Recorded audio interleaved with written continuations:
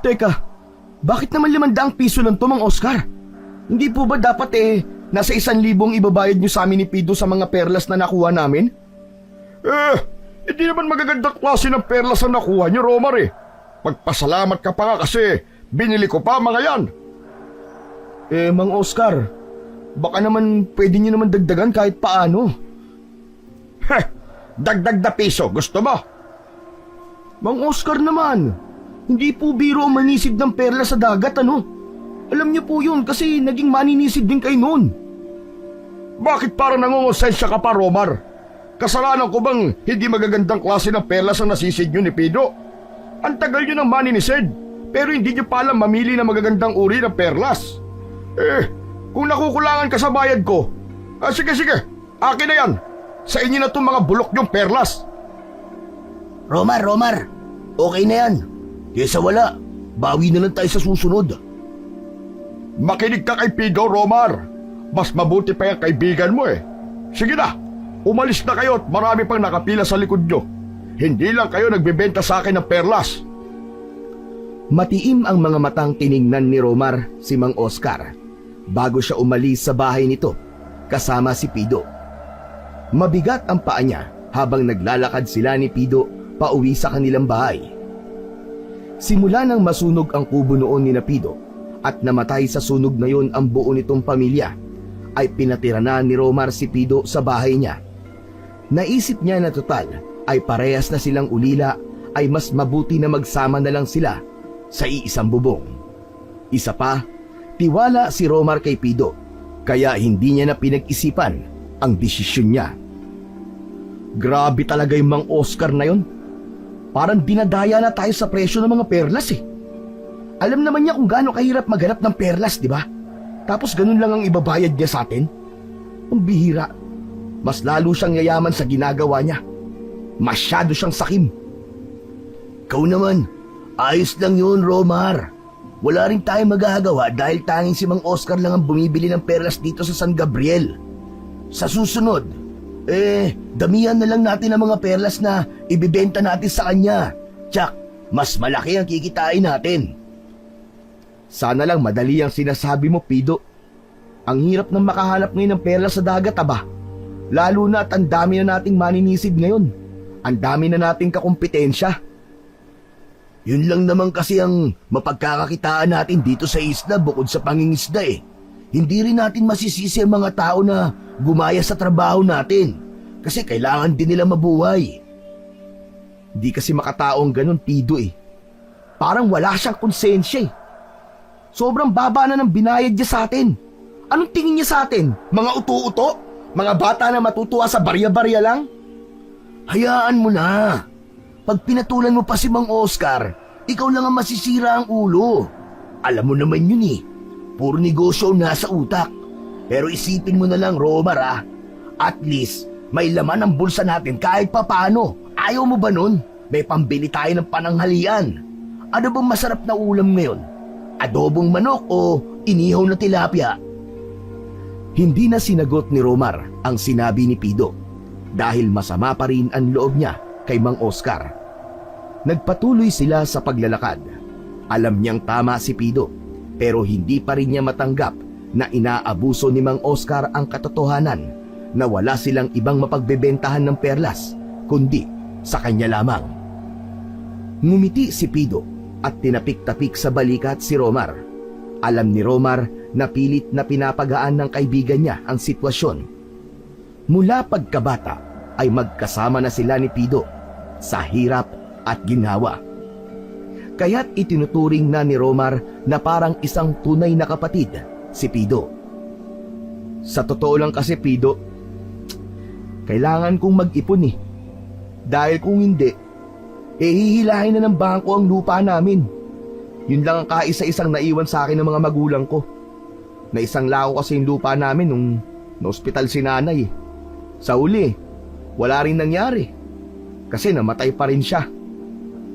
Alam ko naman yun, Romar Pero hindi ka naman nag-iisa Kasama mo ako.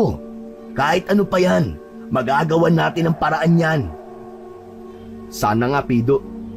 Baka kasi multuhin ako ni nanay at tatay kapag nawala sa akin ang lupa namin. Halo-halo ang nararamdaman ni Romar nang makarating na sila sa bahay nila. Pagod, pangamba, takot at inis.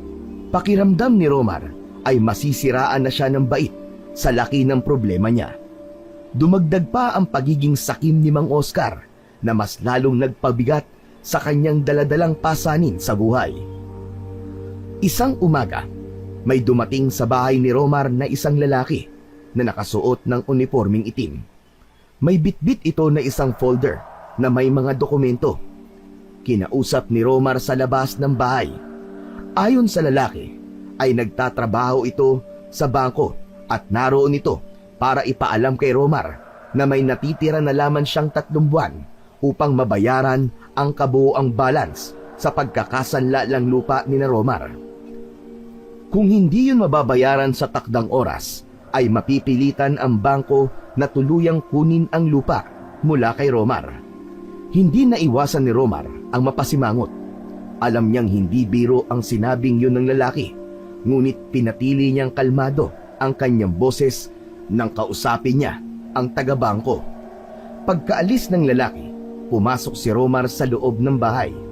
Bagsak ang balikat niya na tila lahat ng problema sa mundo ay dala niya. Pagpasok ni Romar sa bahay, ay nasa sala si Pido habang umiinom ng kape. Bakas sa mukha ng kaibigan niya ang pagkabahala. Alam niya na narinig nito ang pinag-usapan nila ng lalaking taga-bangko. Nanghihinang napaupo na lang si Romar habang sapo ang ulo. Narinig ko ang pinag-usapan niyo ng taga-bangko. Ano na ang plano mo ngayon, Romar? Ay, ewan. Hindi ako makapag-isip ng maayos ngayon. Pero hindi ko hahayaang mawala sa akin ang lupa na to, Pido. Ito na lang ang iniwan sa akin ng mga magulang ko eh. Gagawin ko ang lahat para mabayaran ng bangko. Magkano pa ba ang kailangan mong bayaran? 100,000 pa, Pido. Ano? Saan ka kukuha ng ganong kalaking halaga ng pera? Hindi ko pa alam. Ang pagbibenta lang naman ng perlas ang pinagkakakitaan ko eh. Alam ko na. Bakit di na lang tayo mang-hold up ng bangko? Natawa ng bahagya si Romar sa biro ni Pido. Tarantado ka talaga. Ayoko maging kriminal, no? Hindi solusyon ng paggawa ng masama para sa kahit na anong problema. Siguro, kailangan ko lang makahanap ng mas marami pang perlas. Kapag mas marami akong nakuha, mas malaki ang kikitain ko sa pagbibenta. Di kung ganun, tutulungan kita na makapag-ipon ng 100,000. Hindi naman pwedeng pabayaan na lang kita. Nakikitira ako rito sa bahay niyo, no? Maraming salamat sa'yo, Pido. Tatanawin kong malaking utang na loob ang kahit na anong tulong na maibibigay mo. Napatingin si Romar sa kaibigan at naramdaman niya na kahit meron siyang malaking problema, ay meron pa rin siyang nag-iisang tao na maaasahan at kakampi sa lahat ng bagay. Kinagabihan, lumabas si Romar sa kanilang bahay na bitbit ang kanyang antipara sa paninisid at flashlight na pwedeng gamitin sa ilalim ng dagat. Meron siyang maliit na kutsilyo na nakatali sa kanyang bewang. Sa gabing yun, ay naisipan ni Romar na manisid ng perlas sa dagat kahit siya lang mag-isa. Paalis na sana si Romar nang tawagin ni Pido ang pangalan niya mula sa loob ng bahay. Nagmamadali itong lumapit papunta sa kanya. Ang aga mo namang maganda para sa pagsisid natin bukas ng umaga, Romar. Hindi ito paghahanda para bukas, Pido. Ang totoo niyan eh. Ngayong gabi sana ako maninisid. Kailangan kong maunahan ng ibang maninisid. Napansin ko kasi na tuwing umaga ay ang dami nating kaagaw na maninisid ng perlas. Kaya mas mabuti na ngayon na ako magtrabaho para makarami ako ng perlas na makukuha. Sandali lang. Seryoso ka ba, Romar? Abay, gabi na. Hindi natin alam kung anong panganib ang pwedeng mangyari sa'yo. Delikado yun, lalo na't wala kang kasama. Saka, alam mo naman ang mga kwento na matatag na tungkol sa mga sirena na nangunguha ng mga tao. Tapos ikaw, naku po, ang tapang-tapang mo namang sumisid ng gabi. Hindi naman totoo yung mga sirenang yung Pido, no? Mas maniniwala pa ako sa aswang kaysa sa sirena. Saka, seryoso ako. Wala na akong ibang pagpipilian. Kailangan ko makapagbenta ng maraming perlas kay Mang Oscar para mabayaran ng utang ko sa bangko. Wala na akong ibang pwedeng puntahan kapag nawala sa akin ang bayat lupa na to. Napabuntong hininga si Pido. Naroon ang pag-aalala sa mukha nito. Pero alam ni Romar na kilala siya ni Pido. Kapag may nais siyang gawin, ay walang makakapigil sa kanya. Alam niya rin na delikado ang manisid sa gabi, ngunit talagang desperado na siya ng sandaling yon. Hindi na ba talaga kita mapipigilan, Romar? Di na, tol. Dito ka na lang sa bahay. Magbantay ka na lang dito. Kung ganon, mag-ingat ka na lang, tol. Kapag may nararamdaman kang kakaiba, bumalik ka kaagad. Ayokong magising kinabukasan na wala ka pa rin dito. Kamag-alala. Salamat, Pido. Pangako ko, babalik ako ng ligtas. Hindi ko pababayaan ang sarili ko. O sige na, umalis ka na para makauwi ka kaagad. Nakangiting tumango si Romar at tinapik sa balikat si Pido bago siya tuluyang maglakad patungo sa dalampasigan. Pagdating ni Romar sa dalampasigan ay wala siyang ibang narinig kundi ang mahinang paghampas ng alon sa buhangin. Tinungo niya ang kinaroroonan ng kanyang lumang bangka. Ang alon ay banayad lang, kaya mas naging malakas ang loob niya na sumisid sa gabing yon. Inalis niya ang pagkakatali ng bangka sa puno ng nyog at itinulak niya ang bangka papunta sa tubig. Sumakay na siya sa bangka at nagsimulang magsagwan. Nang makalayo na siya sa pampang, ay huminto siya sa isang bahagi ng dagat na kilala ng mga taga roon na maraming kabibe. Alam ni Romar na doon siya may pinakamalaking tsansang makakuha ng mga perlas. Isinuot niya ang kanyang antipara at inilagay niya ang flashlight sa kanyang ulo. Nagdasal muna siya para sa kanyang kaligtasan bago siya tumalon sa tubig at tuluyang sumisid pababa. Pagdating sa ilalim ay nakita ni Romar ang iba't ibang uri ng kabibe na kumakapit sa mga bato. Meron din na nasa buhangin lang.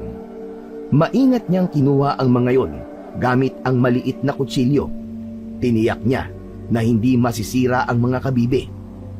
Matapos makakuha ng ilang kabibe, ay umahon muna si Romar upang ilagay ang mga yon sa bangka.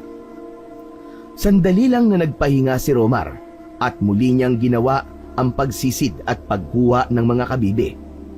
Sa pangalawang pag-ahon niya ay mas marami siyang nakuha at naisipin niya na sapat na yon para sa gabing yon.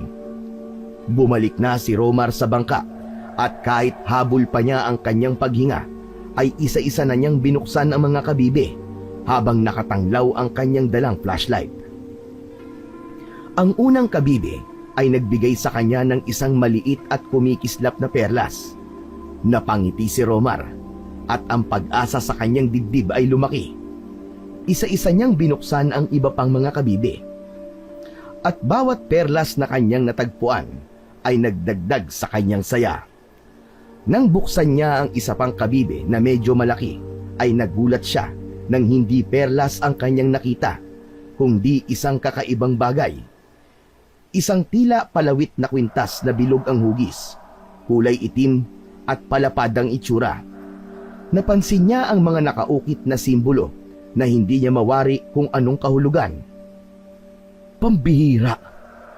Ano ba to? Hindi naman yata to perlas eh. Sa una, naisip niyang itapon na lamang yon, ngunit tila may bumulong sa kanya na nag-udyok sa kanya na itabi ang palawit. Kumunot ang noo ni Romar at luminga siya sa paligid. Doon niya napagtanto na siya lamang ang naroon sa dagat at walang ibang tao ang maaaring bumulong sa kanya. Ipinagkibit balikat lang yun ni Romar at sa huli ay isinama niya ang kakaibang bagay na yon sa kanyang sisidlan ng mga perlas.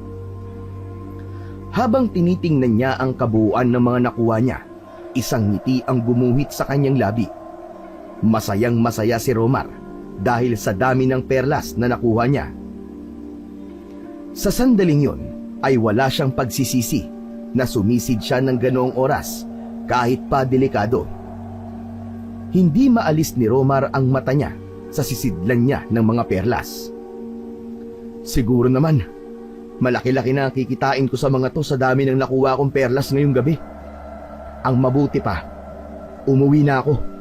Siguradong matutuwa nito si Pido kapag ipinakita ko sa kanya mga perlas na to.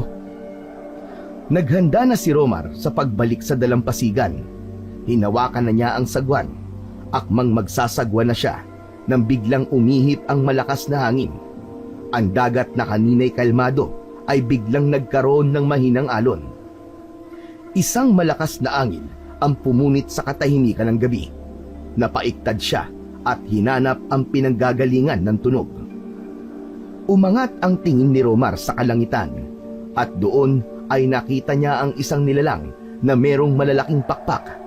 Sa bawat paghampas ng pakpak nun ay lumilikha ng malakas na hangin na tumatama kay Romar. Tila huminto ang pagtibok ng puso ni Romar nang mapagtanto niya kung ano ang nilalang na nagpapaikot-ikot sa itaas niya. Diyos ko po! Aswang! May aswang! Agad siyang kumilos at nagsimulang magsagwan pabalik sa dalampasigan. Muling tumingala si Romar at nakita niyang pasugod ang aswang sa kanya. Agad na yumuko si Romar at ang malamig na hangin mula sa dumaan na aswang ay dumampi sa kanyang batok. Muli, umikot ang aswang at muling sumugod. Sinubukan itong dagitin si Romar, kaya muli siyang yumuko. Ngunit sa pagkakataong yun, ay naramdaman ni Romar ang matatalas na kuko na kumalmot sa kanyang likod. Napasigaw siya sa sakit at naramdaman niya ang mainit na dugong dumaloy mula sa sugat niya. Tigilan mo ako! Tigilan mo ako! Umalis ka na! Hindi mo ako mapapatay! Ang malakas na pagsigaw ng aswang ang sumagot kay Romar. Tila hindi yun titigil hanggat hindi siya nun napapatay.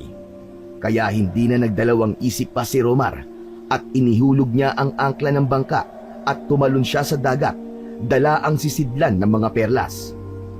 Sumisid siya ng malalim at naglangoy sa direksyon ng dalampasigan. Sa sobrang kaba at takot niya, ay halos dinig na niya ang malakas na tibok ng kanyang puso. Lumutang si Romar para sumagap ng hangin at pagtingin niya sa itaas ay nakita niya ang aswang na muling susubukan na dagitin siya.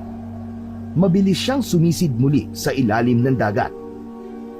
Hindi tumigil ang aswang sa pagsubok na makuha si Romar sa tuwing umaahon ng ulo niya sa tubig para sumagap ng hangin, pero patuloy lang siya sa paglangoy. Hanggang sa wakas ay narating na ni Romar ang mababaw na bahagi ng tubig at sinikap niya na tumakbo papunta sa dalampasigan. Hingal na hingal siya at duguan. Pagdating sa buwanginan ay natumba siya at napatingin sa madilim na kalangitan. Hindi niya na nakita ang aswang kaya inakala niya na ligtas na siya. Kahit nangihina ay pilit pa rin tumayo si Romar, pero nagkamali siya sa akala niya na siya ay ligtas na dahil muli niyang narinig ang sigaw ng aswang sa itaas. Muling humangin ng malakas. Hindi na kailangan pang tumingala ni Romar para masiguro na naroon pa rin sa ere ang aswang. Mabilis siyang tumakbo kahit pa nanginginig ang mga binti niya. Tumakbo si Romar patungo sa pinakamalapit na kubo. Mabilis ang pintig ng puso niya habang ang ingay ng aswang ay patuloy na sumusunod sa kanya. Dumating siya sa pinto ng kubo at kumatok ng malakas at sunod-sunod. Tulungan niyo ako! Tulungan niyo ako! May aswang! Buksan niyo po, parang awa niyo na! Ayoko pang mamatay! Tulungan niyo po ako! Maya-maya pa ay bumukas ang pinto at isang matandang babae ang sumilip. Ang mga mata nito ay puno ng gulat at pagtataka. Sino ka ba? Ano nangyayari sa'yo? Ako po si Romar. Taga rito po ako. Pero pwede po bang mamaya na tayo mag-usap? Papasukin niyo po muna ako at baka mamatay po ako rito eh. Nilakihan ng matandang babae ang pagkakabukas ng pinto. Agad na pumasok si Romar. Bago isarado ng matanda ang pinto, ay sumilip muna ito sa paligid. Nang maisarado na ng matandang babae ang pinto, ay sinindihan nito ang gasera, kaya nakita na ni Romar ang muka ng nakatira sa kubo. Aling Rosa, ikaw pala yan. Maraming salamat po, tinulungan niyo ako. Akala ko talaga katapusan ko na. Naistorbo mo ang pagtulog ko eh. Nako, pasensya na po talaga, Aling Rosa. Ito po kasing kubo niyo ang una ko nakita eh. Luminga si Romar sa loob. Naamoy niya ang iba't ibang halamang gamot. Ang mga dingding ay may mga anting-anting na nakasabit. Kilala ni Romar si Aling Rosa dahil ito ang nag-iisang albularya sa kanilang lugar. Sino ba ang humahabol sa'yo at takot na takot ka? Aswang po, Aling Rosa. Aswang po. Nasa dagat po ako nang makita ko siya at doon niya po ako inatake. Lumangoy na lang po ako hanggang sa dalampasigan. Kasi gusto niya po talaga akong dagitin. Balak po yata akong gawing pagkain eh. Ano ka ba? Aswang? Aba sigurado ka ba sa sinasabi mo, Romar? Opo, sigurado po ako na aswang yun. Aswang nalipad po siguro kasi may pakpak siya eh. Nakapagtataka. Dito na ako isinilang sa San Gabriel. Pero kahit isang aswang, ay wala pa akong nakikita rito. Ako nga rin po eh, parehas po tayo. Hindi ko po alam kung bakit biglang nagkaroon ng aswang dito. Aray! Aray, sugat ko! Napangiwi si Romar nang maramdaman niya ang pag-atake ng hapdi sa sugat niya sa likod. Abay bakit? Nasugatan ka ba niya? Opo, nakalmot niya po ako sa likod ko. Sandali lang at titignan ko ang sugat mo. Tumayo si Aling Rosa at pumwesto sa likod ni Romar. Napangiwi si Romar nang hubarin niya ang kanyang damit. Kailangan malinisan at balagyan ng gamot ang sugat mo, Romar. Medyo malalim ang kalmot sa'yo ng aswang. Hindi na nagsalita pa si Romar at hinayaan na lang niya na si Aling Rosa na ang maglinis ng sugat niya. Kumuha ng tubig at tela si Aling Rosa at sinimulan na nitong linisin ang sugat ni Romar. Tiniis na lang niya ang sakit sa bawat pagdampi ng basang tela sa kanyang sugat. Matapos malinis ang sugat, ay kumuha ito ng isang bote na may laman na langis na merong nakababad na tuyong dahon at maliliit na sanga. Ibinuhos nito yon sa sugat ni Romar. Hindi na nakaya pang tiisin ni Romar ang hapdi, kaya napasigaw siya ng malakas. Aray ko! Aray! Aray, ang sakit! Ang sakit naman yan, Aling Rosa! Ano ba yan? Tiisin mo lang. Mabisa ang langis na ito sa mga sugat. Kailangan na malagyan ang sugat mo ng langis na ito dahil hindi natin alam kung ano maaaring maging epekto na sugat na yan mula sa aswang. Ano po bang pwede mangyari sa akin kapag nasugatan ako ng aswang? Pwede kang lagnatin o kaya ay babagsak ang katawan mo o hindi kaya ay baka maging kagaya ka niya. Magiging aswang ka rin. Ano po? Abayo ko po maging aswang. Kaya nga nilagyan ko ng langis na ito ang sugat mo. Kaya wala ka nang dapat na ipag-alala pa. Maraming salamat po, Aling Rosa. Isinuot nang muli ni Romar ang damit niya. Oo nga pala. Bakit ka nasa dagat ng ganitong oras? Anong ginagawa mo ron? Naninisid po kasi ako ng perlas eh. Kailangan ko po kasi ng pera. Aling Rosa, naisanla ko po ang lupa namin para po sa pagpapagamot ng nanay ko bago po siya namatay. Kailangan ko po ng malaking halaga ng pera para matupos po sa bangko ang lupa namin. Abay, napakadelikado ng ginawa mo. Tignan mo ang nangyari sa'yo. Opo, kaya nga eh. Kaya, yun na po ang una't huling gagawin ko yun. Hindi na po ako maninisid ng perlas tuwing gabi. Makakakuha nga po ako ng maraming perlas, pero mamamatay naman po ako. Sige po, Aling Rosa. Uuwi na po ako. Maraming salamat po ulit sa inyo. Uuwi ka talaga. at maglalakad na mag-isa ng ganitong oras? Kahit muntik ka nang mapatay ng aswang, ha, Romar? Abay, dito ka na magpalipas ng gabi. Delikado pa sa labas. Baka nakaabang ang aswang sa iyo. Naku, oo nga. Sabagay, may punto po kayo. Sige po, dito na po muna ako hanggang sa sumikat po ang araw. Maraming salamat po ulit. Pasensya na po kayo sa abala, Aling Rosa. Hindi ko po alam kung ano mangyayari sa akin kung wala kayo. Walang ano man yon. Sige na, magpahinga ka na. Tumingin si Romar sa paligid. Ang bawat tunog ng hangin sa labas ay nagpabilis ng tibok ng puso niya. Kahit nasa loob siya ng kubo, ay hindi pa rin nawala ang takot niya. Humiga siya sa inilatag na banig ni Aling Rosa. Pumikit siya ng mariin at pilit na kinalma ang kanyang sarili. Pagmulat ng mga mata ni Romar, kinaumagahan ay agad niyang naaninag ang liwanag ng paligid sa kubo ni Aling Rosa. May kaunting kirot pa rin sa kanyang likod, ngunit mas magaan na ang pakiramdam niya kaysa kagabi. Nakita ni Romar si Aling Rosa na nakaupo sa isang mababang bangko habang may hawak na isang tasa ng kape. Nakatitig sa kawalan ang matandang babae. Napatingin si Aling Rosa kay Romar. Gising ka na pala, Romar.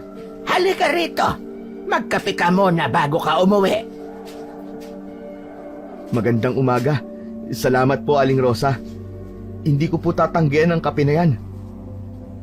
Tumayo ka na riyan. At ikaw na magtimpla ng iyong kape. At hindi ko alam ang gusto mong timpla. Tumayo si Romar at umupo ng bangko na katapat ni Aling Rosa. Ikinuha siya ng matanda ng tasa at nagsimula na siyang magtimpla ng kanyang kape. Humigop siya ng kape at saglit na napapikit. Ninamnam niya ang init na dumaloy sa kanyang lalamunan papunta sa kanyang sikmura. May ginhawa siyang naramdaman. Kumusta na ang pakiramdam mo, Romar? Medyo makirot pa rin po ang sugat ko, Aling Rosa. Pero kaya ko naman po. Salamat po ulit sa tulong nyo. Baka naman manisid ka pa ng perlas sa gabi niyan. Sana'y natuto ka na sa nangyari sa'yo kagabi. Nako, hindi na po mangyayari yun. Ayoko nang mangyari ulit yun sa akin. Mabuti naman kung ganon. Dapat din tayo mag-ingat na lalo't meron na palang mga aswang dito sa San Gabriel. Malakas ang kutob ko na hindi pa yon ang magiging huling pag-atake ng aswang dito sa lugar natin. Yan nga rin po ang naisip ko eh. Dapat sabihin ko po kay Kapitan na nangyari para mabigyan niya po ng babala ang mga tao dito.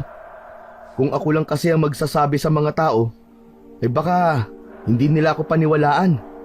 Baka isipin nila, nananakot lang ako o kaya nasisiraan na ako ng ulo.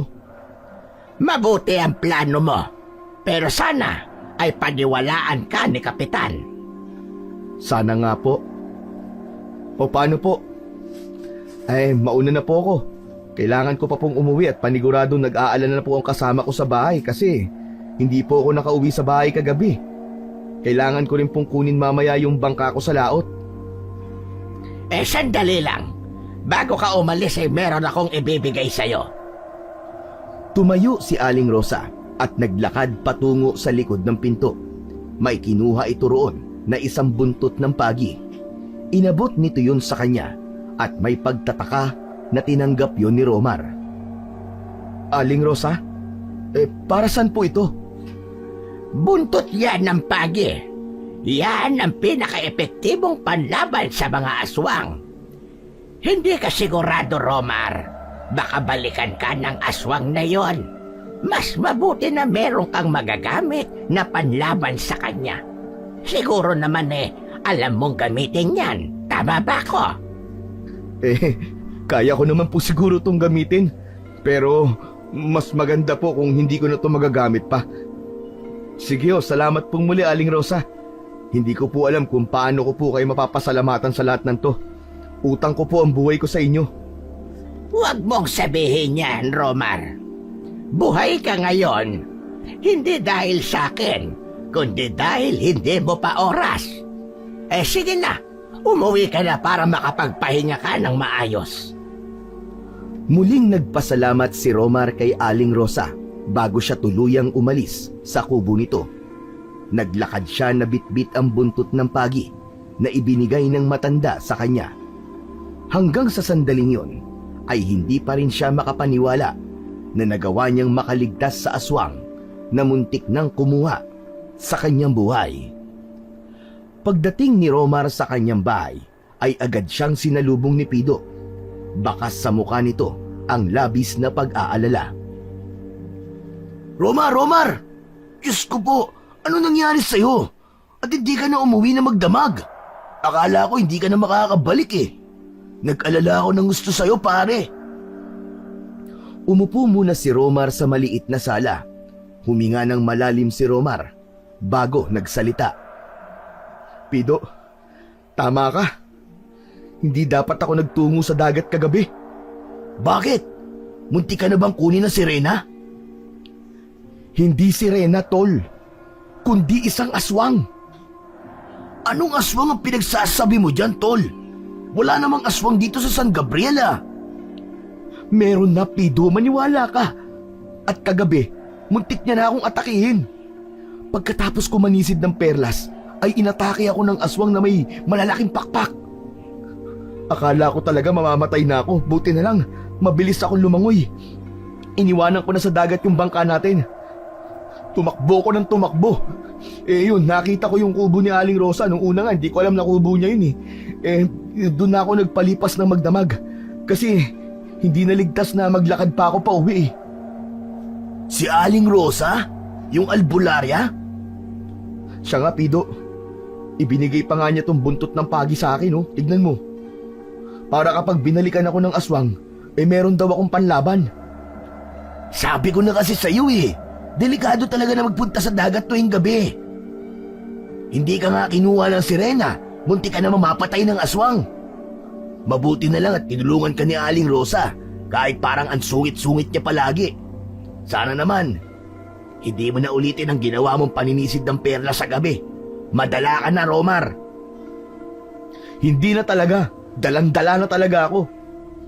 Ayoko na maramdaman yung ganong klase ng takot na pakiramdam ko. Naku, talagang mamamatay na ako. Pero kung meron mang magandang nangyari kagabi, yun na yung marami akong nakuhang perlas. Talaga? Nasa na mga nakuha mo? Patingin nga ako. Inilabas ni Romar mula sa bulsa niya ang sisidlan niya ng mga perlas at inabot niya yon kay Pido. Nanlaki ang mga mata ni Pido nang makita kung gaano karaming perlas ang naroon.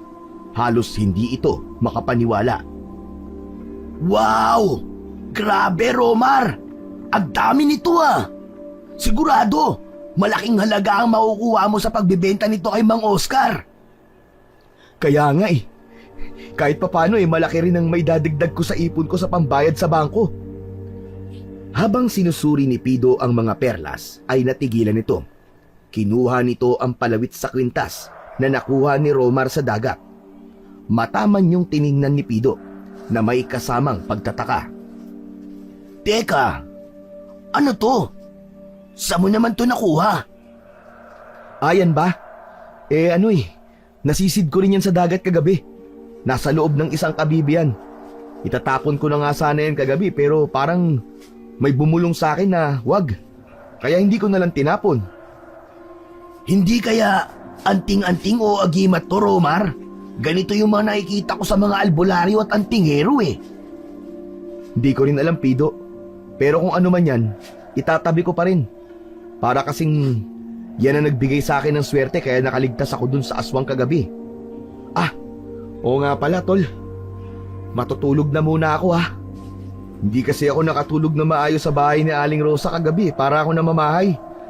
Tapos tol, mamaya pagkagising ko, samahan mo ako na kunin yung bangka sa dagat. Saka tayo pupunta kay Mang Oscar para ibenta yung mga perlas. Kinuha na ni Romar ang palawit at ang sisidlan ng perlas mula kay Pido at pumasok na siya sa kanyang silid. Binuksan niya ang kanyang aparador at maingat na inilagay ang palawit sa ilalim ng kanyang mga damit. Matapos yun, ay humiga na siya sa papag at nang ipikit niya ang kanyang mga mata, ay agad siyang nakatulog. Tanghali na nang magising si Romar. Kahit paano ay mas naging magaan na ang pakiramdam niya. Paglabas niya ng kwarto ay nakahanda na ang tanghalian, kaya kumain na sila ni Pido. Pido, pagkatapos natin kumain ay kukunin natin yung bangka ha. Pagkatapos, pupunta tayo kay Mang Oscar. Sige tol, excited na ako malaman kung magkano mo maibebenta ang mga perlas na nakuha mo kagabi. Ako nga rin eh.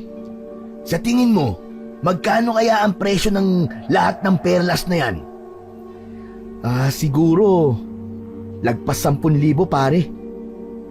Magagandang klase kasi yung mga perlas eh, at magaganda pa ang hugis.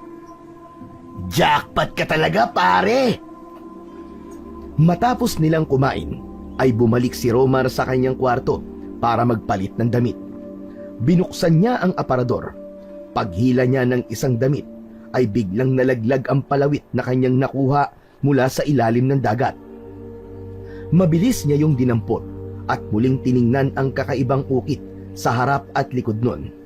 May naramdaman siyang kakaibang init sa palad niya habang hawak niya yon. Hanggang sa naisipan ni Romar na gawing kwintas ang hawak niyang palawit. Kinuha niya ang luma niyang kwintas mula sa isang kahon sa aparador. Inalis niya ang palawit na naroon at ipinalit ang bagong palawit na nakuha niya sa dagat. Matapos niyang maisuot ang kwintas, isang kakaibang pakiramdam ng kapanatagan at lakas ang dumaloy sa kanyang katawan. Nang makaalis na sina Romar at Pido, ay agad silang nagtungo sa dalampasigan. Nakiusap sila sa isang may-ari ng bangka na baka pwedeng gamitin nila ang bangka nito. Pumayag naman yon. Gamit ang bangkang nahiram, ay nagtungo ang dalawa sa kinaroroonan ng bangka ni Romar. Sumakay doon si Romar at nagsagwan siya hanggang sa maibalik niya yon sa pampang. Matapos na maitali ni Romar ang bangka sa puno ng nyog, ay dumiretso na sila ni Pido sa bahay ni Mang Oscar upang ibenta ang mga nakuha niyang perlas noong nakaraang gabi. Pagdating sa harapan ng bahay ni Mang Oscar, ay merong dalawang lalaki na nakapila na magbebenta rin ng perlas. Sandali lang na naghintay si Romar at nakaharap na agad nila si Mang Oscar. Oh, Romar! Akala ko hindi ka na magbebenta sa akin ng perlas. Dahil sabi mo, nabababaan ka sa presyo ko. Hindi mo rin ako kayang matiis, di ba? Kasi wala kang pagpipilian kundi magbenta sa akin, hindi ba? Walang imik na inilapag ni Romar ang sisidlan ng perlas sa lamesa na nasa harapan ni Mang Oscar. Nakakalokong ngumisi si Mang Oscar bago nito yun kinuha. Nakita ni Romar na namangha si Mang Oscar nang makita nito ang maraming perlas na laman ng sisidlan. Isa-isa nito yung sinuri at tiningnan ng mabuti. Oh, magagandang klase yan, Mang Oscar ha. Sana naman presyohan nyo naman ang tama. Hindi mo na kailangang ipaalala sa akin. Patas ako palagi rito, no? Sadyang may mga tao lang na masyadong mapaghangad na malaki. Oh, hindi ako nagpaparinig sa'yo, Romar, ha? Nagsasabi lang ako ng totoo. Kung tinamaan ka, subukan mo na lang umilag sa susunod. Matamang pinanood ni Romar ang pagsuri ni Mang Oscar sa mga perlas. Nang matapos ito, ay saka siya nagtanong. Magkano mo bibili ng lahat ng perlas na yan, Mang Oscar? Marami nga ito, Romar. Ngunit, mahihinang klase. Sapat na rito ang 8,000 piso para sa lahat ng perlas na ito. Ano? 8,000 lang? Aba, teka lang. Napakababa naman po ng presyo nyo. Aba, isa pa, hindi ako naniniwala na mahinang klase ang mga perlas na yan. Aba, matagal na ako sa negosyong ito, Romar. Alam ko kung anong maganda sa hindi na perlas. Mang Oscar, hindi ba pwedeng gawin mong sarado ng 10,000? Sobrang hirap at pagod ang inabot ko para na makuha mga yan Mga perlas lang ang binabayaran ko at hindi ang hirap at pagod na sinasabi mo. Wala ka talagang puso. Akin na nga ang mga yan. At sa iba ko na lang ibibenta ang mga perlas ko. Sa tingin mo ba ay matatakot ako sa sinabi mo? Baka nakakalimutan mo, Romar, ha?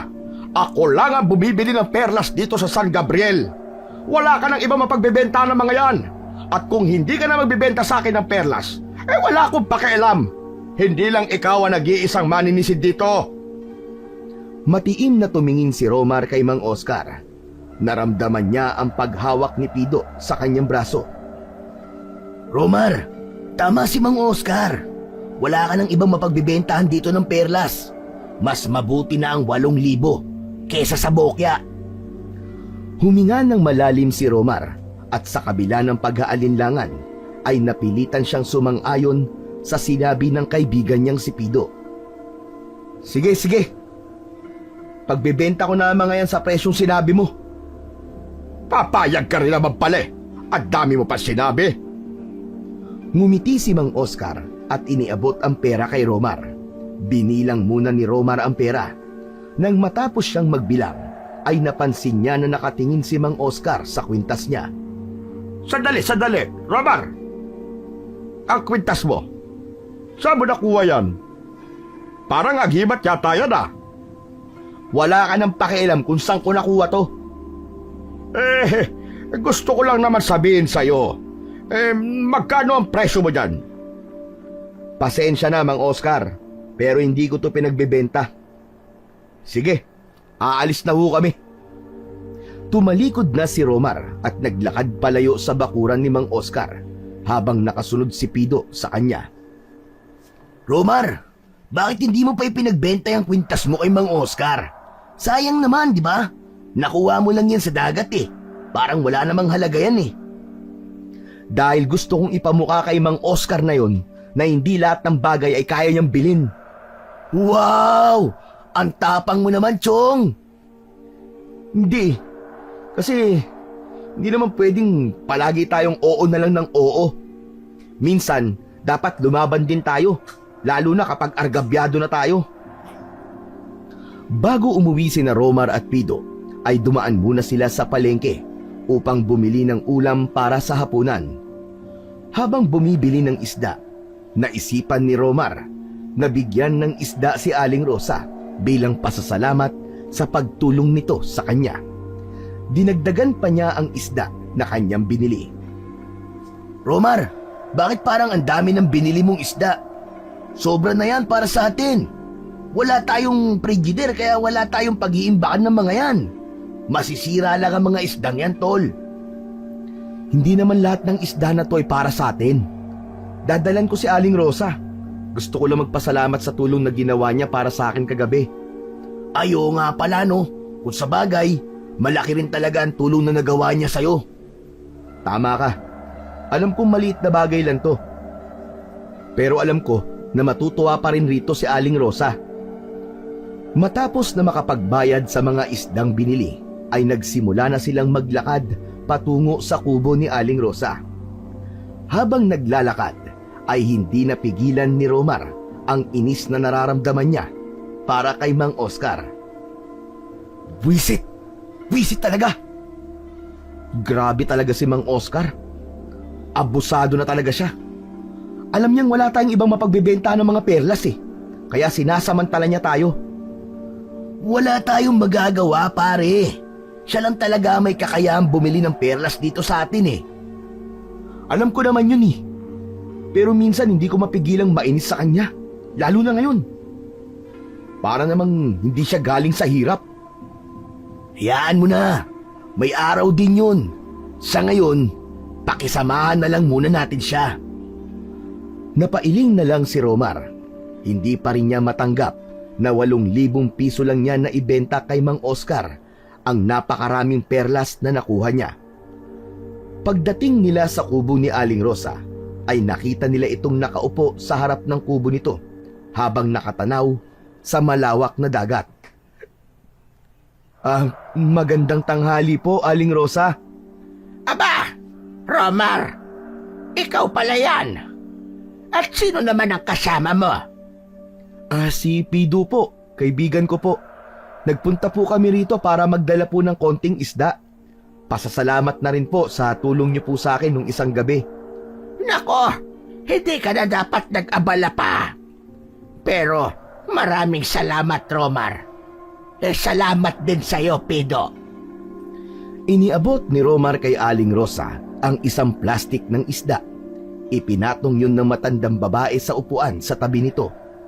Napatingin si Aling Rosa sa kwintas na nakasabit sa leeg ni Romar. Sandali itong natigilan at tumingin kay Romar. Romar, maaari mo bang hubarin ang kwintas mo? Ha? Bakit po, Aling Rosa? Gusto ko lang makita kung ano yan. Dahil sa tingin ko, ay isa yang agimat. Sige po. Sandali lang po at huhubarin ko. Ito po, Aling Rosa. Inabot ni Romar ang kwintas kay Aling Rosa. Agad yung sinuri ng maigi ng matandang babae. Maya-maya pa ay binalik na rin ito ang kwintas sa kanya. Muli yung sinuot ni Romar. Romar, ang kwintas na yan, saan mo yan nakuha? Sa ilalim po ng dagat habang naninisid po ako ng perlas kagabi. Napulot ko po ito at naisip ko pong gawing palawit. Matagal ko nang nakita ang agimat na yan. Sa pagkakaalala ko, nagdadala yan ng swerte sa nagsusuot niyan. Ano? Talaga po ba? Parang totoo po ang sinabi niyo kasi pakiramdam ko ay ito po ang dahilan kung bakit ako nakaligtas doon sa aswang kagabi. Kung ganun, tama po pala ang kutob ko. Pero Romar, tandaan mo, lahat ng agimat na nagdadala ng swerte ay may kakambal na malas. Kung hindi man malas, ay isang tungkulin na kailangan mong gampanan kapalit ng swerte na iyong nakukuha. May aklat ako ng mga agimat na ipinahiram ko sa kaibigan kong albularyo. Kapag nakapunta ko sa bahay niya sa kabilang isla, ay kukunin ko sa kanya ang aklat upang makita ko kung para saan ba talaga ang agimat na yan. Sige po, sige. Maraming salamat po, Aling Rosa. Pero kung totoong swerte ang agimat na to, ayun na lamang ang paniniwalaan ko. Ayoko na pong isipin yung malas o yung tungkulin na sinasabi nyo. Ikaw ang bahala, Romar. Basta, mag-iingat kayo palagi. Salamat po ulit. Paano po? Mauuna na po kami ni Pido. Sige, kaawaan kayo ng Diyos na dalawa. Salamat ulit sa bigay niyong isda. Ngumiti si Romar sa matandang babae bago sila umalis ni Pido. Habang naglalakad sila, ay hinawakan ni Romar ang kwintas na nalaman niyang isa palang agimat. Hindi niya maiwasang matuwa dahil may pakiramdam siya na marami pang swerte ang darating sa buhay niya habang nasa kanya ang agimat na yon. Kinagabihan, maagang kumain sina Romar at Pido ng ulam nilang pritong tilapia na may sausawan na toyo na may kamatis, kalamansi at sili. Sana ganito palagi ang ulam natin, oh. Taob talaga sa atin ang isang kaldero ng kanin kapag ganito ng ganito. Basta, sipagan lang natin ang paninisid ng perlas.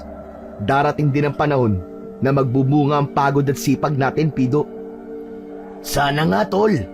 Sunog na ang balat ko kakasisid sa dagat eh. Pero tol, maiba ako. Naniniwala ka ba talaga sa sinabi ni Aling Rosa tungkol sa kwintas na suot mo? Oo naman, Pido, no? Malakas kasi talaga ang kutob ko na ito ang dahilan kung bakit ako nakaligtas dun sa aswang na sumalakay sa akin. Naramdaman ko na parang may pumurotekta sa akin eh.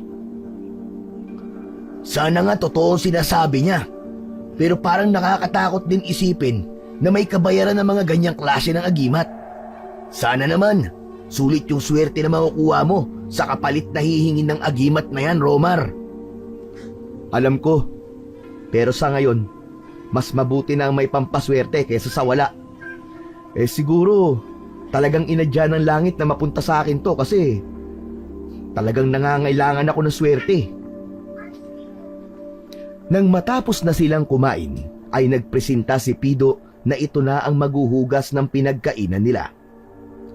Si Romar naman ay lumabas at umupo sa mahabang upuan na nasa harapan ng bahay nila.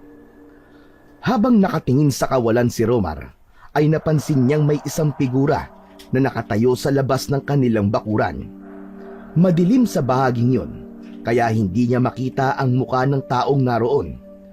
Ngunit sigurado siya na isa yung lalaki. Sino ka? Anong kailangan mo? Walang sagot mula sa lalaki. Tahimik lamang itong nakatayo. Maya-maya pa ay unti-unti itong nagsimulang lumapit sa kanya. Ang paggalaw nito ay mabagal na nagbigay kay Romar ng kilabot. Nang mas lumapit pa ito, ay napansin niya ang maputla nitong balat at mata nitong namumula. Doon napagtanto ni Romar na hindi isang tao ang lalaki, kundi isang aswang. Nahihintakutang tumayo si Romar at agad na bumalik sa loob ng bahay. Isinara niya ang pinto at ganun din ang mga bintana. Romar, ano nangyayari? Bakit parang takot na takot ka yata? Pido, may aswang sa labas. Nasa harap ng bahay. Ano, aswang? Sigurado ka ba? Baka naman binibiro mo lamang ako, ha? Gusto mo lang akong takutin. Hindi, Pido. Sigurado ko sa nakita ko. Aswang talaga nakita ko sa labas. Kapwa nagulat ang dalawa nang biglang nasira ang bintana na gawa sa kawayan. Mula roon ay pumasok ang aswang na may nakakatakot na muka. Naglalaway pa yun ng malapot na para bang gutom na gutom. Diyos ko po, Romar! Aswang nga! Sa takot ni Pido, binato ni Pido ang aswang ng pinggan pero naiwasan yun ng aswang. Biglang sumugod ang aswang kay Romar. Natumba siya sa sahig at pumaibabaw ang aswang sa kanya. Pilit na pinrotektahan ni Romar ang kanyang sarili. Nakita ni Romar na aabutin ng aswang ang kwintas niya, kaya pinigilan niya ang kamay nito. Pido! Pido, kunin mo ang buntot ng pagi sa likod ng pinto! Bilisan mo! Bagamat nanginginig sa takot, tumakbo si Pido papunta sa likod ng pinto at kinuha ang buntot ng pagi. Mabilis nito yung hinampas sa likod ng aswang. Ang aswang ay napasigaw at agad na bumaling kay Pido, habang nagliliyab ang mga mata nito sa galit. Romar! Romar, nagalit yata sa akin! Ano gagawin ko? Ihagis mo sa akin ang buntot ng pagi! Agad na inihagis ni Pido ang buntot ng pagi at nasalo naman yun ni Romar. Mabilis siyang tumayo at naramdaman niya ang kakaibang lakas na tila dumaloy sa kanyang katawan na nagmula sa agimat. Sinugod niya ang aswang at hinampas ito ng buong lakas. Anak ka ng teteng! Trespassing kang aswang ka! Ang aswang ay napaatras. Malakas yung sinipa ni Romar na naging dahilan upang mabutas ang dingding ng kubo na gawa sa sawali. Tumilapon ang aswang sa labas ng bahay at napahiga pa yon sa lupa. Tumayo si Romar, humihingal at mabilis na lumabas sa pinto upang tapusin ang laban. Ngunit nang lumabas siya, hindi niya na nakita pa ang aswang.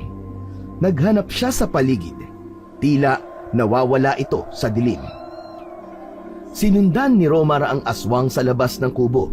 Ngunit pagdating niya sa lugar na pinagbagsakan ng aswang, ay wala na ito roon. Nagulat na lang siya nang maramdaman ang presensya ng aswang sa itaas. Pagtingin niya sa bubong, ay naroon ang aswang. Tumalon yun sa kanya, pero agad siyang nakaiwas. Tila may tapang na ibinigay ang agimat kay Romar. Kaya kahit alam niyang may takot siya sa aswang, ay walang pagdadalawang isip niya yung sinugod. Inatake niya muli ang nilalang gamit ang buntot ng pagi. Walang tigil niya yung pinaghahampas hanggang sa nakita niya nangihina ang aswang.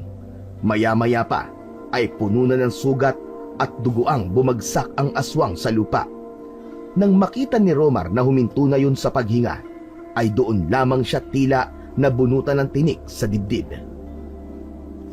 Hindi makapaniwala si Romar na nagawa niyang makapatay ng aswang. Sa kanyang paglingon, nakita ni Romar ang mga kapitbahay nila na nasa labas ng mga bahay ng mga ito. Nagsimulang magpalakpakan ang ilan sa mga yon. Tuwang-tuwa ang lahat sa tapang na ipinakita ni Romar. Muntik nang mahampas ni Romar ng buntot ng pagi si Pido nang bigla yung lumapit sa kanya. O pare, relax! Ako to, ano ka ba? Hindi ako aswang! Naku, pasensya ka na, Pido. Akala ko kasi aswang ka rin eh. Wow! Grabe ka magsalita ha! Pero Romar, ang galing mo kanina! Hindi ko akalain na makakapatay ka ng aswang! Ako rin eh. Pero may kutob ako na tinulungan na naman ako ng agimat ko, Pido. Ikinilong ni Romar sa isa niyang palad ang agimat at sa isip niya ay nagpasalamat siya rito.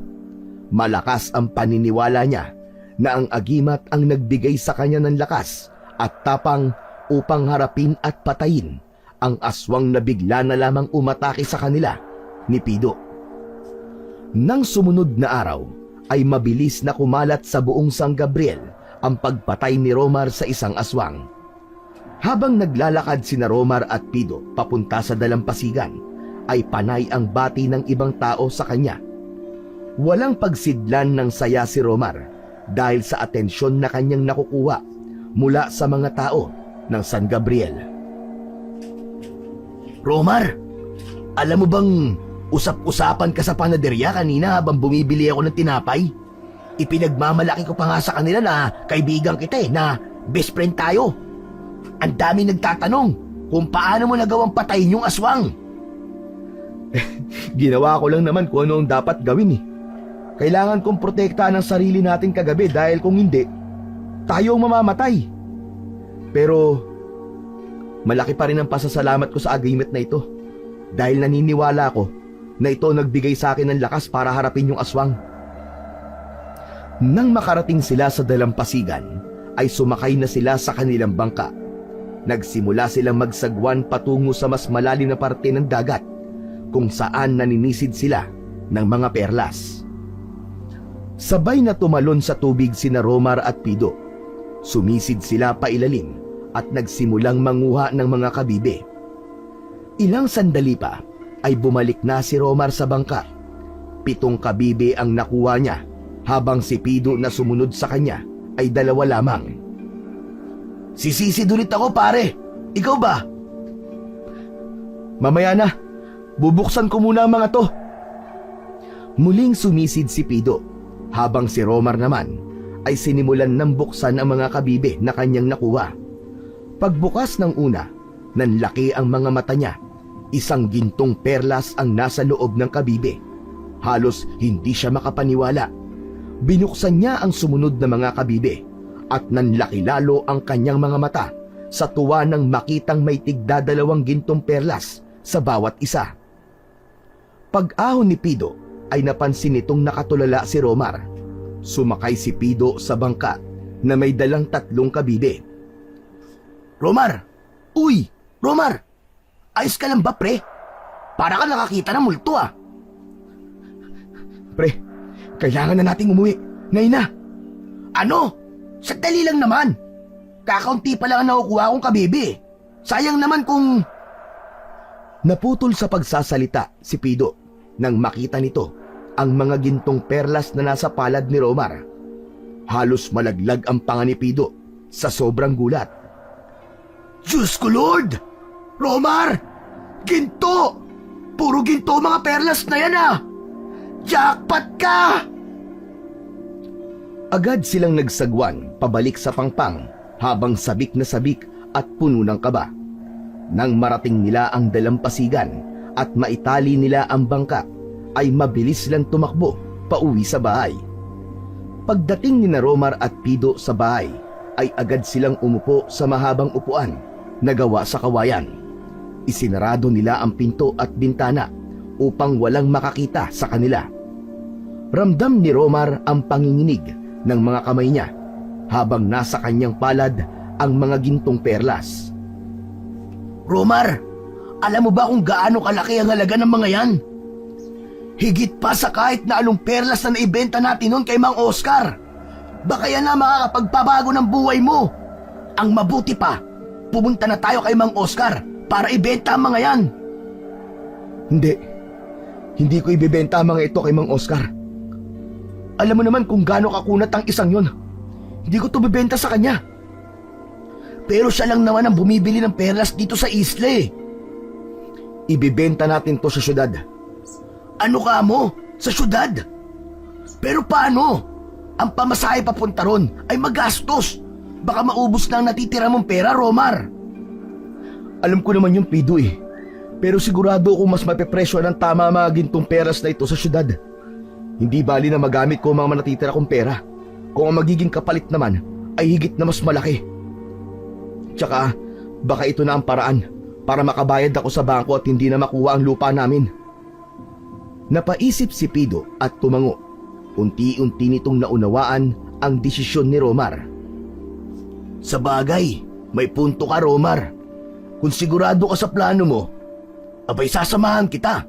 Kailangan ay may bodyguard ka lalo na't may dala ka mga ganyang uri ng perlas. Maraming salamat, Pido. Hindi naman talaga ako aalis nang hindi ka kasama eh. Pero alam ko na may kinalaman ng agimat na to sa lahat ng nangyari. Totoo nga ang sinabi ni Aling Rosa na may dala itong swerte at ang kakambal nito ay isang tungkulin.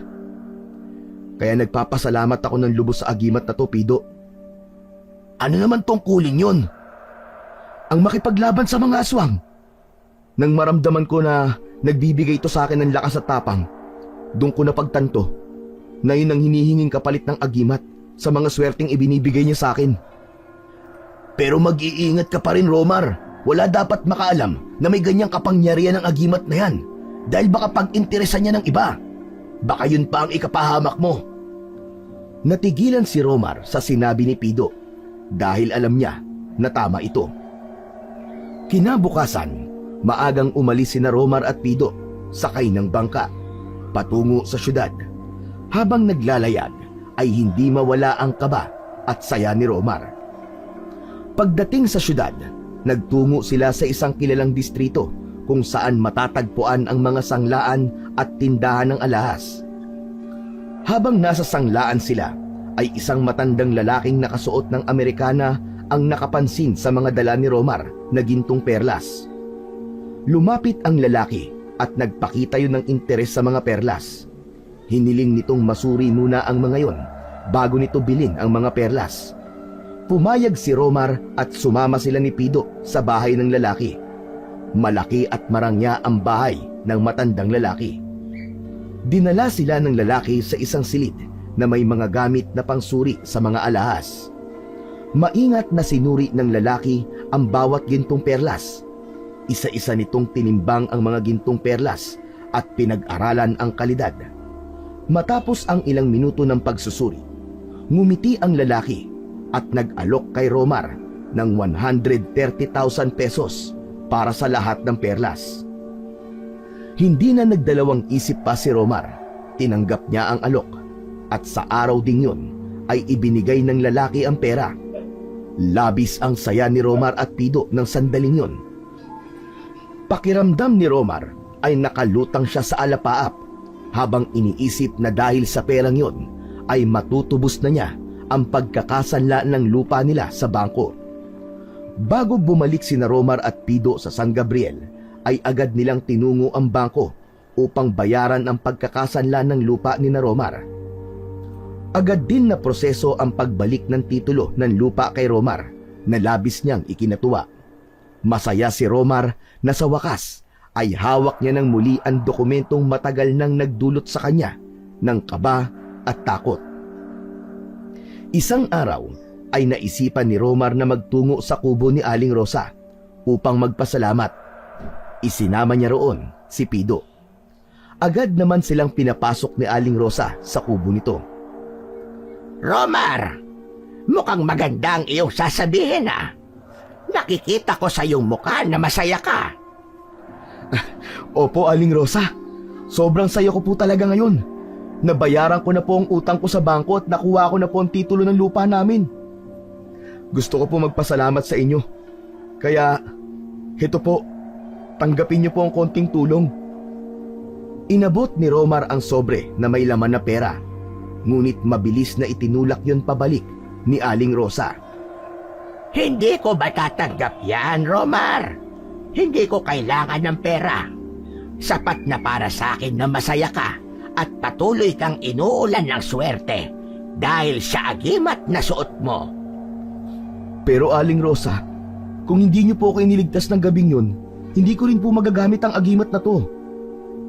Utang ko po sa inyo ang buhay ko, Aling Rosa. Gaya ng sinabi ko sa'yo, masaya na ako na natulungan kita ng gabing yon, Romar. Oo nga pala. Nakuha ko na sa pinagpahiraman ko ang aking aklat ng mga agimat at nakita ko roon ang agimat mo. Sandali lang, hintayin mo ako at kukunin ko lang ang aklat. Tumayo si Aling Rosa at may isang makapal na libro itong kinuha. Binuklat nito yon sa gitnang bahagi. Nanlaki ang mga mata ni Romar nang makita niya ang litrato ng kanyang agimat sa isang pahina. Romar, gusto kong malaman mo ang totoo tungkol sa agimat na yan. Ang agimat na yan ay hindi basta nagdadala ng swerte. Ito ay may tungkulin na kaakibat. Ikaw ay may responsibilidad na labanan ng mga aswang na nagtatangkang maghasik ng lagim. Ibig sabihin po, alam nilang hawak ko ang agimat? Kaya nila ako inaatake? Oo, Romar, tama ka. Pero may isa pang mas matindi. Ang agimat na iyan ay may kapangyarihang isamo mula sa libingan ang kaluluwa ng pinakamalakas na aswang na si Humarok. Sino mang aswang na makuha ang agimat na yan at nasamo si Humarok ay sasapian ni Humarok at magiging pinakamalakas na aswang. Natigilan si Romar. Napatingin siya sa agimat na nakasabit sa kanyang leeg. Kaya pala mula na mapasa kamay ko ito, sunod-sunod na ang pag-atake sa akin ng mga aswang. Oo, kaya mag-iingat ka, Romar. Alam na ng mga aswang na hawak mo yan. Kaya magpapaunahan sila na makuha yan mula sa iyo. At sigurado ko na gagawin nila ang lahat. Pero wag kang mag-alala. Dahil magbibigay sa iyo ng lakas at kapangyarihan ang agimat na yan upang protektahan mo ang iyong sarili. Maraming salamat po sa mga impormasyon na sinabi niyo sa akin, Aling Rosa.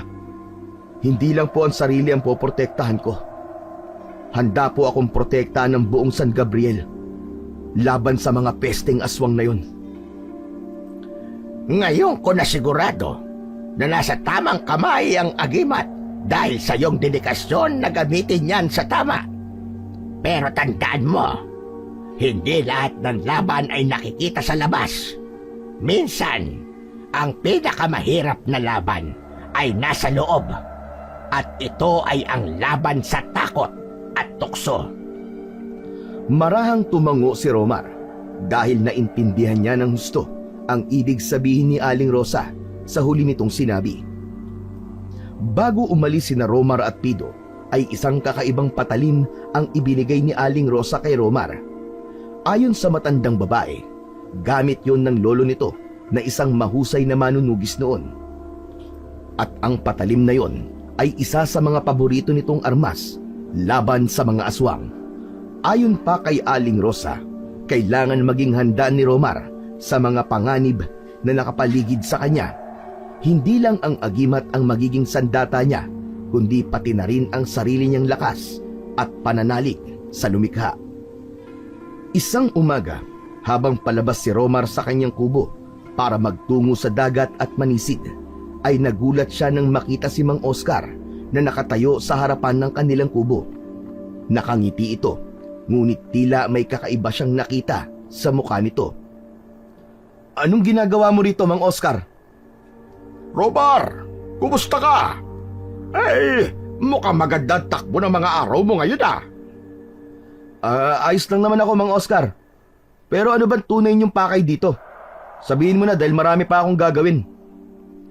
Huminga ng malalim si Mang Oscar bago bumunot ng makapal na sobre mula sa bulsa. Ano yan, Mang Oscar? 50,000 piso. Walang labis, walang kulang. Interesado pa rin akong bilhin ang agimat na suot mo ngayon. Pasensya na, Mang Oscar, pero hindi ko ito pinagbibili. Sinabi ko na sa inyo to dati Siguro'y nalilitan ka sa 50,000 ano?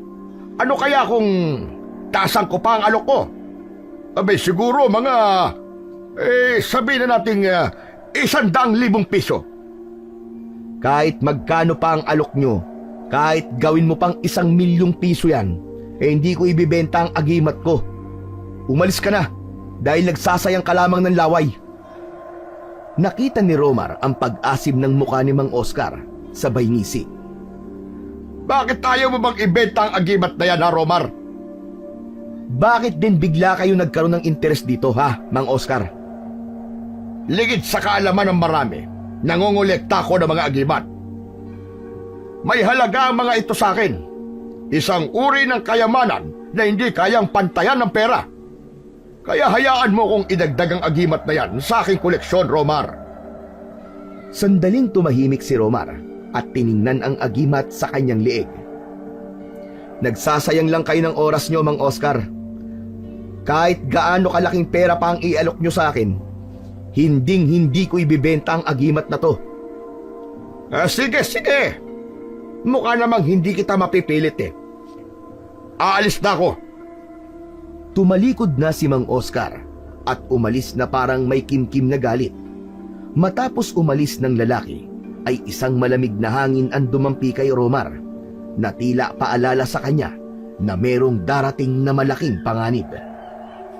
Kinagabihan, sa hapunan ay patuloy pa ring inisip ni Romar ang pagnanais ni Mang Oscar na bilhin ang kanyang agimat. Hindi niya maipaliwanag, ngunit tila may parte ng utak niya na ayaw maniwala sa dahilan ni Mang Oscar kung bakit nito nais na bilhin ang agimat niya. Hindi siya naniwala na idadagdag lamang nito yon sa koleksyon nito ng mga agimat. Dahil kung totoo na merong ganoong koleksyon si Mang Oscar, ay nagtataka siya kung bakit kahit minsan ay hindi niya ito nakita na merong suot na agimat. Romar, pare, parang ang lalim ng iniisip mo Kanina ka pa nakatulala dyan. Hindi ba masarap ang pagkakaluto ko ng sinigang na hipon? Masarap, Pido.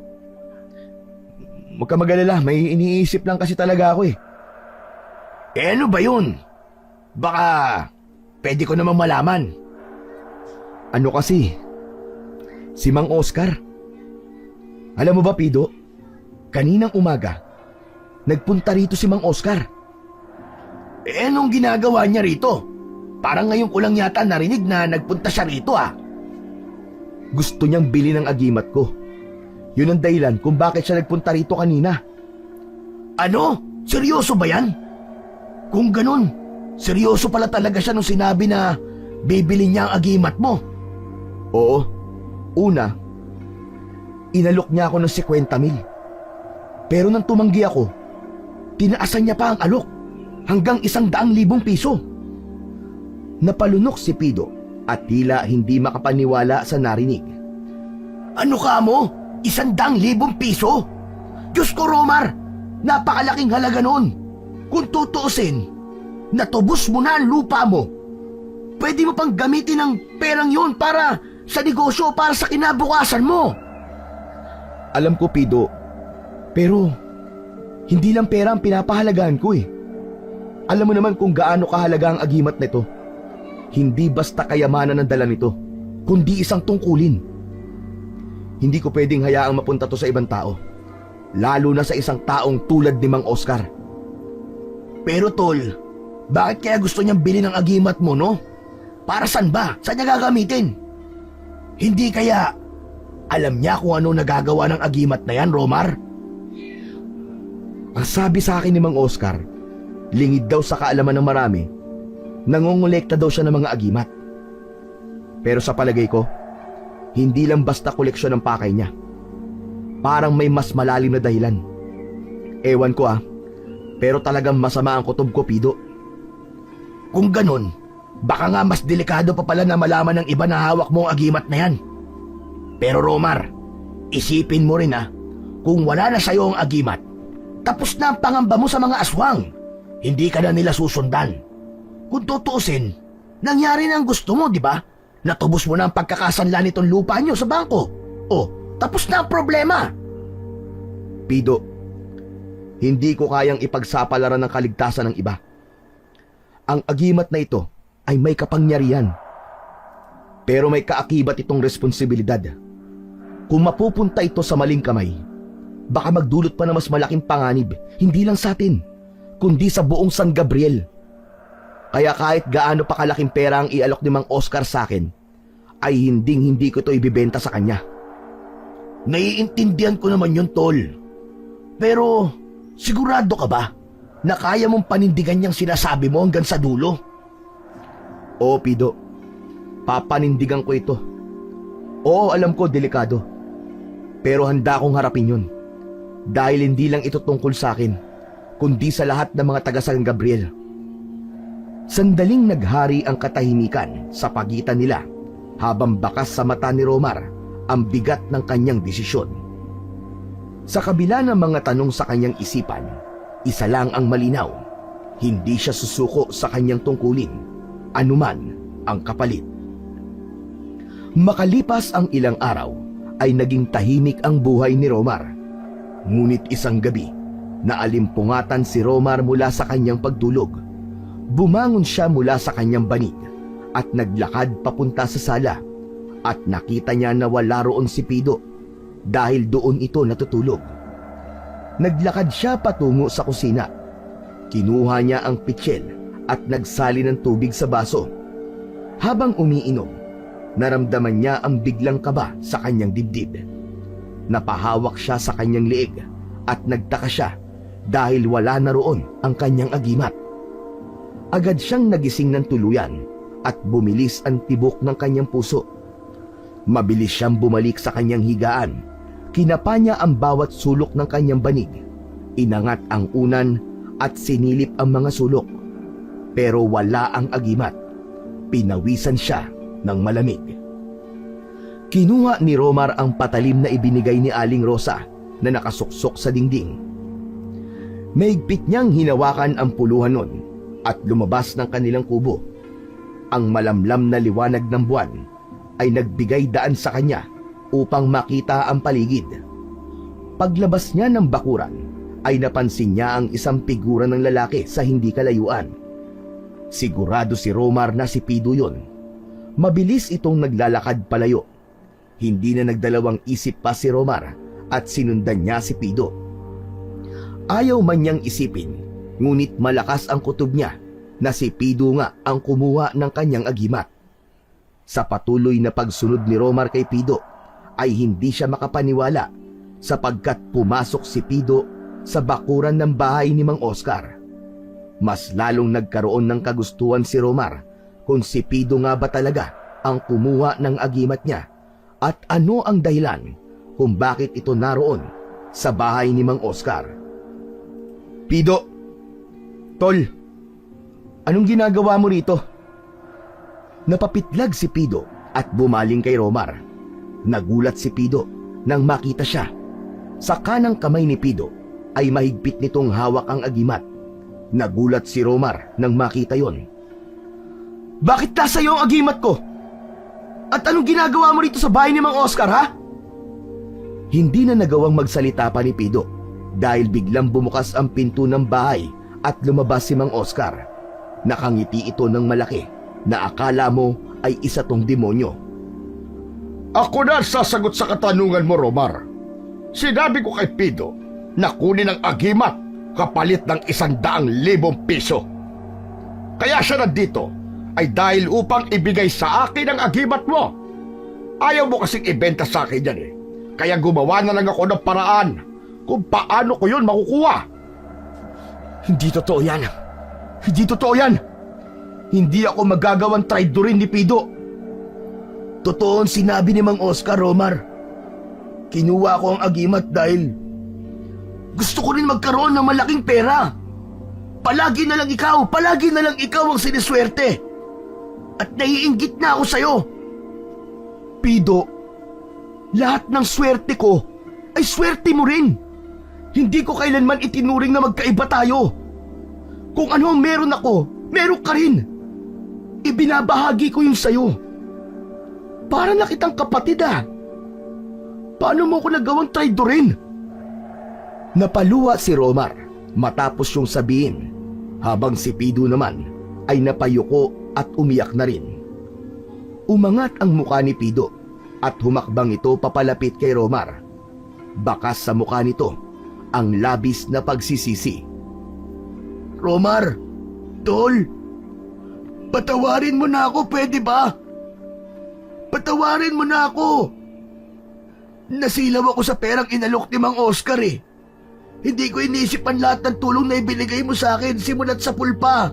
Simula nang maulila ako. Hindi ko na ibibigay ang agimat sa kanya, Tol.